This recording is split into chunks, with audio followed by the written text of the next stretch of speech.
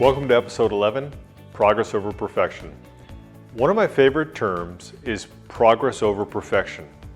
Here's an example. I have a new estimator who recently started a project, and one of his challenges was that he was very timid about stepping in and acting. I could feel his fear. He felt if he stepped in too early that he'd be seen as a failure. I see this in so many people that I engage with daily. People fear acting out and worrying about how they'll be perceived if they make the wrong move. This causes problems for the business. The point is, you must take action and initiative. It's called progress. Trying is the first step to success, and hopefully, you'll have created an environment where you and others will feel safe by acting out and moving the progress forward.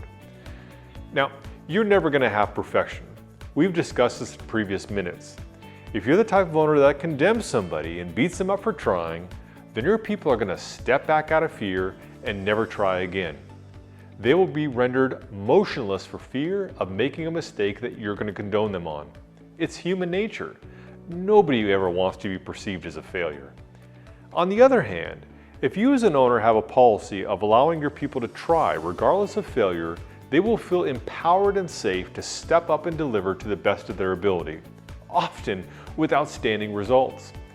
Let your team know that you have the confidence in their ability to step into the ring, and stress the importance of trying your best.